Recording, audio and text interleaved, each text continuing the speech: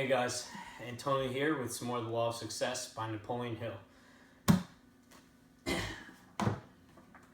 Today, we're going to talk about Lesson 12, concentration. So they give a nice definition of concentration right here. So concentration is the act of focusing the mind upon a given desire until ways and means for its realization have been worked out and successfully put into operation.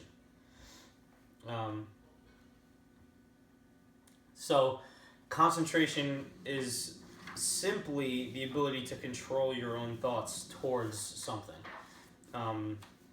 whether it be your definite chief aim or the meal you're eating right now. You're concentrating on it, and they say that he says that in order to build this habit of concentration, or any habit you like, you need to use concentration to build any habit. So first, your habit that you have in this world, if you're like 15 years old and you never really focused on your habits before, or you're 55 and you never focused on your habits before, your habit has grown out of your environment. What other people have told you, what you were told as a young person, and your friends, family, coworkers have all shaped what your environment is like. And that's how your habits are formed. If you took a baby and put him in a gym when he was born, I'm sure that baby would come out to be some sort of athlete or some sort of bodybuilder or something, because they're constantly around people who are working out. If he lived at the gym 24/7, it's just how you are. You grow from your environment. I know that's a crazy exaggeration, but that's important to realize. So the habits are built out of the same thing you do over and over and over again, by thinking the same thoughts over and over and over again. And then once a thought becomes, it's almost like having a cement block in your mind that your body will focus on those thoughts, and it'll be very, very hard to break. That's when the habit happens. But in order to get to that point, you need to use concentration along the way. So first, to build this thing, to create a new habit, is you need to put force and enthusiasm into your expression and your actions. In the beginning, it'll be very, very hard. To start any new thing, you'll always notice it'll be very hard to do. Your body's not used to it. And it's replacing something else that was there. So to go back to health and stuff, if you have been eating Wendy's and McDonald's every single day, and you like to change your diet to straight vegetables and chicken and turkey and healthy fishes and nuts and stuff like that, from a very bad diet to a very good diet, it's going to take a lot of hard work in the beginning. And the only way you're going to get through the beginning is by constantly focusing that you're building a new path, constantly focusing on what you want, and trying to make that path as deep and clear as possible. The way you pave the path is by self-repetition of the thoughts that you like. Keep focusing on that body you're trying to get, or that disease you're trying to defeat, or whatever it is you're trying to defeat by switching your diet. Just as an example, but you can use this for a lot of other things. So you need to keep drilling on this as much as you can. Keep building this habit. Keep working on that thing as much as you can. For instance, these YouTube videos is not something that that was a habit in the beginning, but I made a rule for myself that I would make one every single day, and I have so far for a couple of months. But it's only because I've been pushing and pushing. I didn't want to do them in the beginning. I'm only doing them because I kept telling myself over and over again that I would do them. The second thing you need to do is you need to firmly keep concentrating on that path. You need to keep building onto it. So first step is like paving the path, nice for the habit to form, and then you need to constantly keep. This is when older paths will try to come back in and pull you in. This is a couple days after you're trying to start your new habit. Old things will happen. You'll drive by McDonald's and Wendy's and be like, wow, I smell those French fries, they smell good. But you need to change your focus from the French fries to the body or the health that you're looking for. And you keep doing that over and over again until you forget about the old paths completely. And then once you're starting to forget about the old paths, you need to still keep beating on this. You still need to keep beating that habit into you. Keep going to the gym, keep working out, keep eating healthy, keep cooking. And the more often you go over it, the better it is. The more you keep doing the things, the more that habit will be ingrained in you. And then fourth, now you'll be more into, you'll now have this habit almost established, but you really need to watch out for the temptations as they'll keep coming back.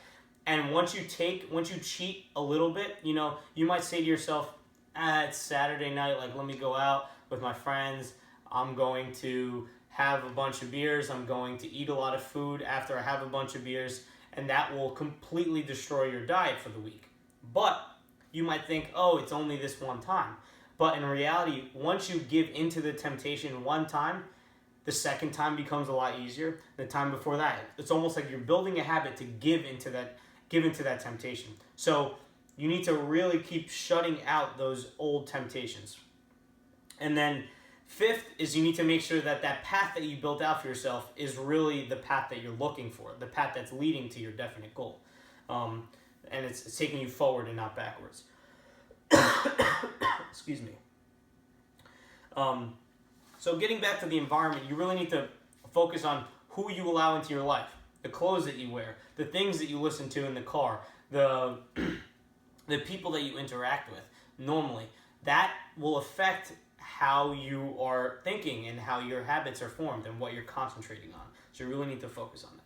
And a quick tip that they gave about coming up with ideas while using concentration was Napoleon Hill knew Dr. Gates.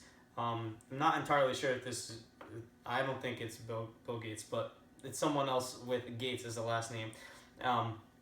And once he has feel like he has investigated an idea enough where he can't really find much more information on it through usual channels of research, online, books, whatever, he ends up taking all these facts that he has, sitting in a room alone, closing out all sounds and all noises and all other people, thoughts, things, and tries to relax his mind until and focuses on that idea that he's trying to work on. And from there, ideas will come to him through the subconscious, through infinite intelligence, through those ideas that are floating around that his mind will pick up because he's focusing on that frequency that is that idea that he's trying to solve. So that's something that I've done to overcome a lot of programming projects. I've always thought of things, how do I get around this? How do I get around this?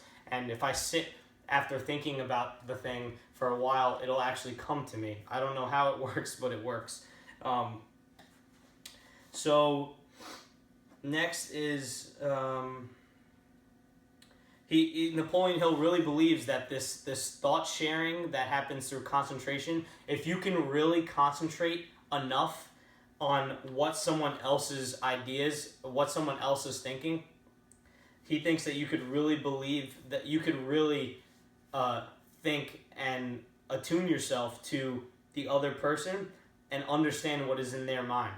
I mean, you can see this with some people that are really close with each other, best friends, husband and wives, people that have spent hours and hours and hours, days and days and days, years and years and years getting to know each other. They start thinking alike, they start doing things alike, they start reading each other's minds. What would be great if we did, and then they'd say it at the same time. That's a huge example of how they're thinking, they're being able to read each other's minds without consciously knowing that they're really doing it. So you really have to concentrate on attuning someone else's mind. I haven't been able to do this just by trying to concentrate on a random person's mind yet, but that would be awesome if I knew anyone here that was able to do it and would be able to teach me how to. So let me know if you know how to in the comments down below. So I hope you enjoyed today's lesson on concentration. If you like this book, I left a link in the description down below for you to read along. Also subscribe for any more videos you like to see. I give a ton of information on these videos, so I hope that you guys like it. Sorry, Also, share it with your friends on social media who really have trouble concentrating and show them the benefits of concentration. Also, leave a comment down below on any future books you'd like me to do, as we only have 4 more chapters in this book. Hope you have a great day, guys.